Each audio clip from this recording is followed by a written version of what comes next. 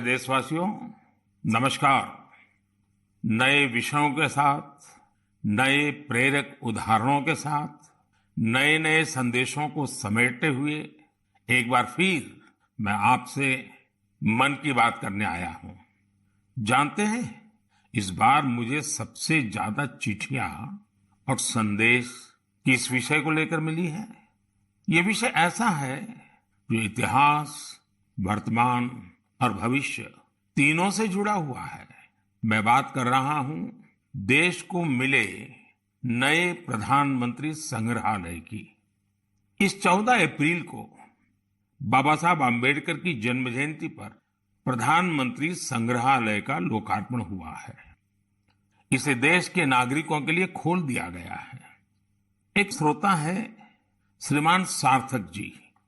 सार्थक जी गुरुग्राम में रहते हैं और पहला मौका मिलते ही वो प्रधानमंत्री संग्रहालय देख आए हैं। सार्थक जी ने नमो ऐप पर जो संदेश मुझे लिखा है वो बहुत इंटरेस्टिंग है। उन्होंने लिखा है कि वो बरसों से न्यूज चैनल देखते हैं, अखबार पढ़ते हैं, सोशल मीडिया से भी कनेक्टेड हैं।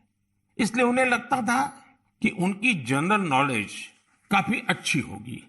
लेकिन जब वे पीएम संग्रहालय गए तो उन्हें बहुत हैरानी हुई। उन्हें महसूस हुआ कि वे अपने देश और देश का नेतृत्व करने वालों के बारे में काफी कुछ जानते ही नहीं हैं।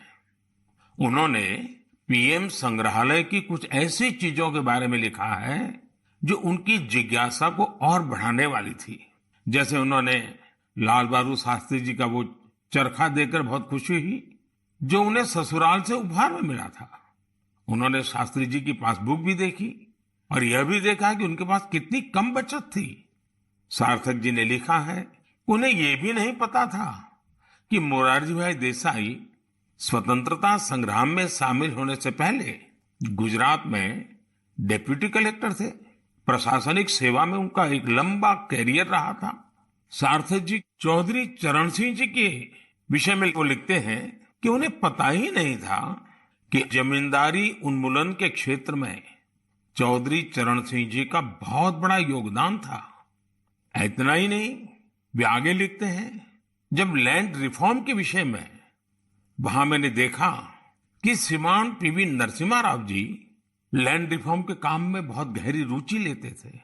सार्थक जी को भी इस म्यूजियम में आकर ही पता चला कि चंद्रशेखर जी ने 4000 किलोमीटर से अधिक पैदल चलकर ऐतिहासिक भारत यात्रा की थी। उन्होंने जब संग्रहालय में उन चीजों को देखा जो अटल जी उपयोग करते थे, उनके भाषणों को सुना, तो वो गर्व से भर उठे थे। सार्थक जी ने यह भी बताया कि इस संग्रहालय में महात्मा गांधी, सरदार पटेल, डॉक्टर अंबेडकर, जयप्रकाश नारायण और हमारे प्रधानमंत्री पंडित जवाहरलाल नेहरू के बारे में भी बहुत ही रोचक जानकारियां हैं। साथियों, देश के प्रधानमंत्रियों के योगदान को याद करने के लिए आजादी के अमृत महोत्सव से अच्छा समय और क्या हो सकता है। देश के लिए यह गौरव की बात है कि आजादी का अमृत महोत्सव एक जन आंदोलन का रूप ले रहा है।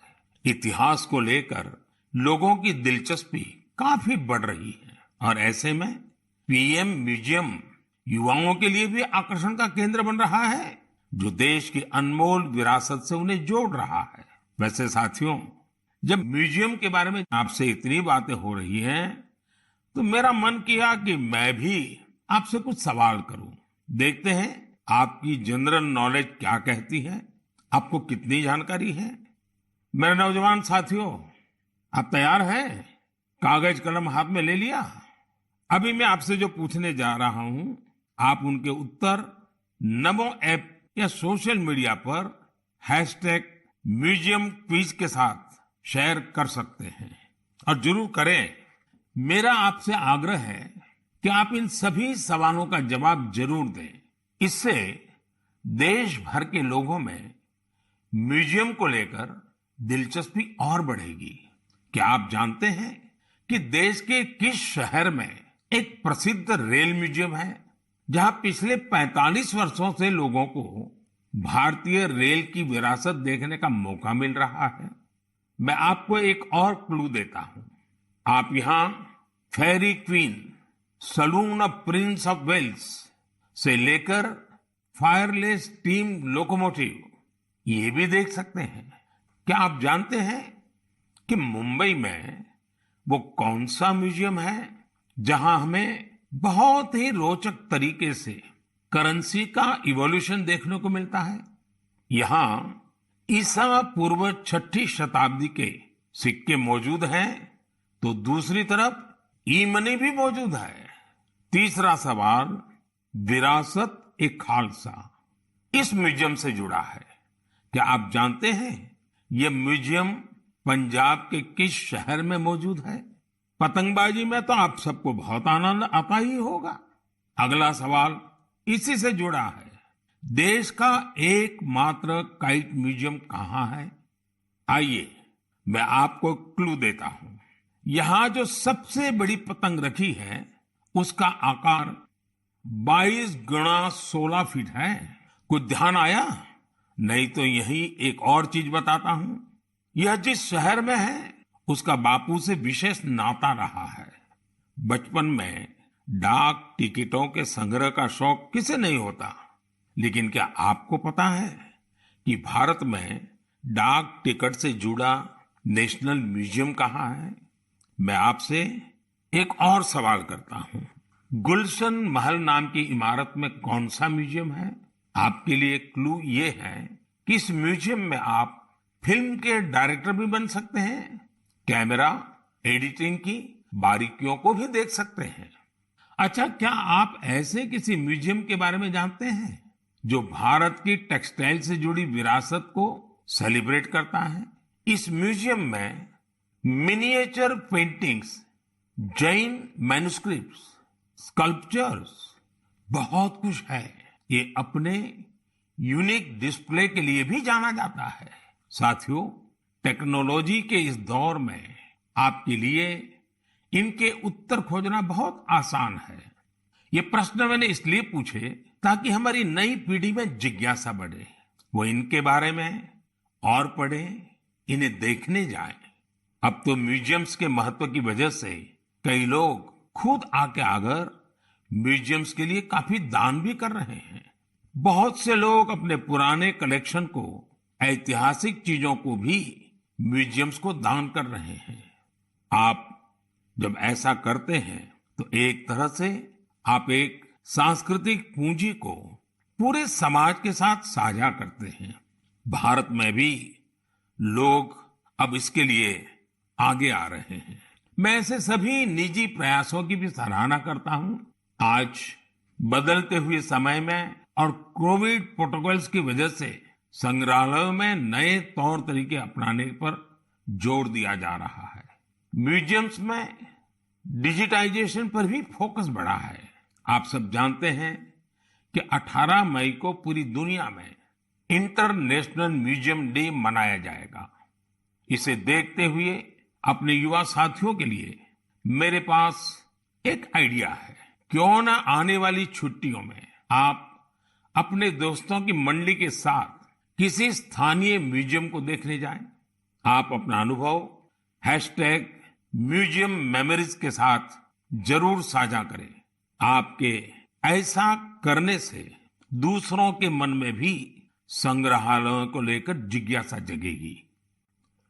मेरे प्यारे देशवासियों, आप अपने जीवन में बहुत से संकल्प लेते होंगे, उन्हें पूरा करने के लिए परिश्रम भी करते होंगे साथियों, लेकिन हाल ही में मुझे एक ऐसे संकल्प के बारे में पता चला जो वाकई बहुत अलग था, बहुत अनोखा था। इसलिए मैंने सोचा कि इसे मन की बात के श्रोताओं को जरूर शेयर करूं। साथियों, क्या आप सोच सकते हैं कि कोई अपने घर से ये संकल्प लेकर निकले कि वो आज दिन भर पूरा शहर घूमेगा और एक भी पैसे का लेन देन कैश में नहीं करेगा, नकद में नहीं करेगा। है ना ये दिलचस्प संकल्प?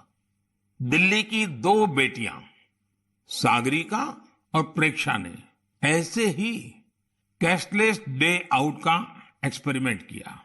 सागरिका और प्रेक्षा दिल्ली में जहां भी गई उन्हें डिजिटल पेमेंट की सुविधा उपलब्ध हो गई। यूपीआई, क्यूआर कोड की वजह से उन्हें कैश निकालने की जरूरत ही नहीं पड़ी।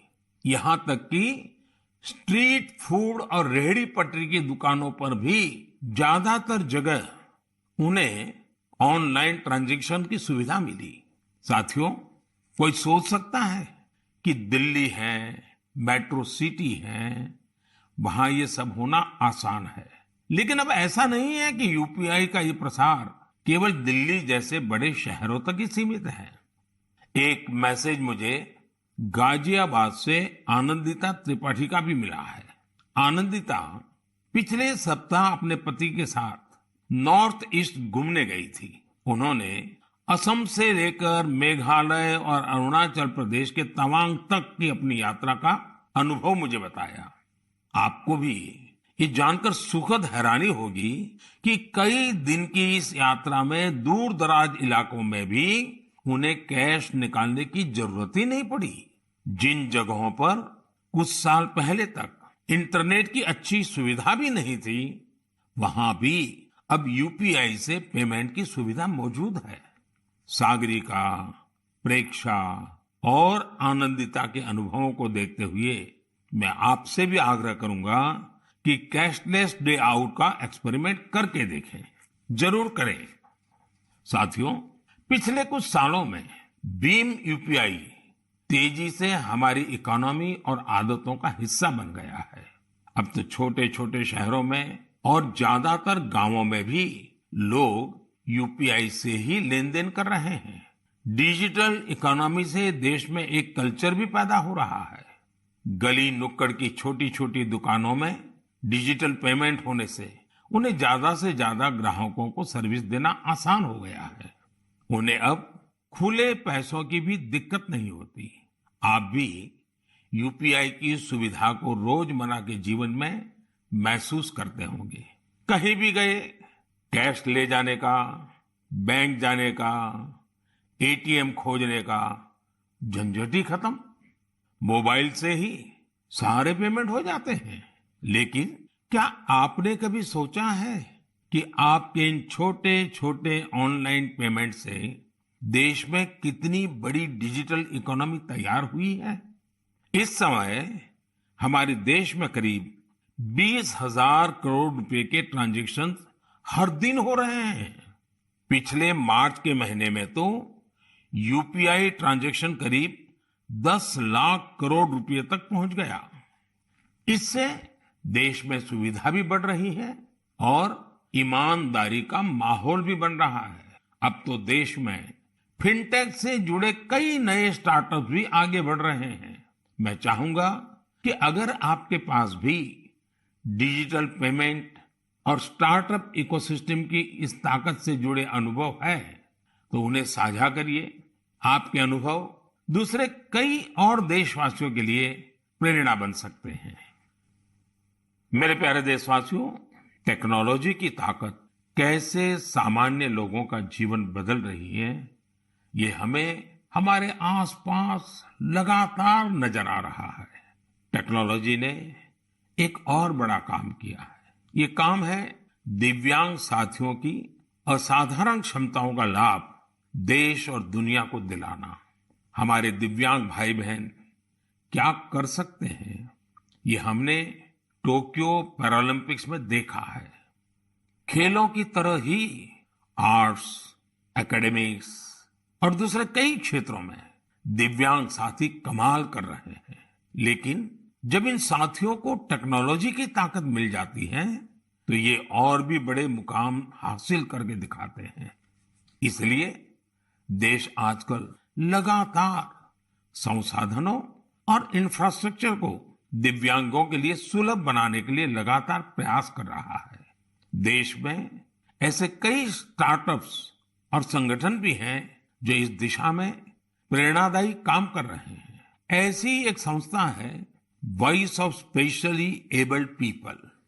ये संस्था असिस्टिव टेक्नोलॉजी के क्षेत्र में नए अवसरों को प्रमोट कर रही है।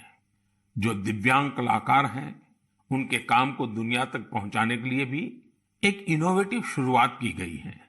Voice of specially abled people के इन कलाकारों की पेंटिंग्स, इसकी डिजिटल आर्ट गैलरी तैयार की है। दिव्यांग साथी किस तरह असाधारण प्रतिभाओं के धनी होते हैं और उनके पास कितनी असाधारण क्षमताएं होती हैं, ये आर्ट गैलरी इसका एक उदाहरण है। दिव्यांग साथियों के जीवन में कैसी चुनौतियां होती हैं, उनसे निकलकर वो कहां तक पहुंच सकते हैं, ऐसे कई विषयों को इन पेंटिंग्स में आप महसूस कर सकते हैं। आप भी अगर किसी दिव्यांग साथी को जानते हैं, उनकी टैलेंट को जानते हैं, तो डिजिटल टेक्नोलॉजी की मदद से उसे दुनिया के सामने ला सकते हैं। जो दिव्यांग साथी हैं, वो भी इस तरह के प्रयासों से जरूर जुड़े। मेरे प्यारे देशवासियों, देश के ज्यादातर हिस्सों में गर्मी बहुत तेजी से बढ़ रही है। बढ़ती हुई ये गर्मी पानी बचाने की हमारी जिम्मेदारी को भी उतना ही बढ़ा देती है। हो सकता है कि आप अभी जहां हो वहां पानी पर्याप्त मात्रा में उपलब्ध हो, लेकिन आपको उन करोड़ों लोगों को भी हमेशा याद रखना है जो जल संकट वाले क्षेत्रों में रहते हैं, जिनके लिए पानी की एक एक बूंद अमृत के समान होती है।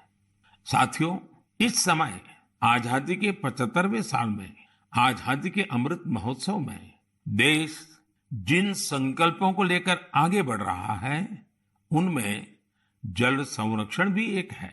अमृत महोत्सव के दौरान देश के हर जिले में 75 अमृत सरोवर बनाए जाएंगे।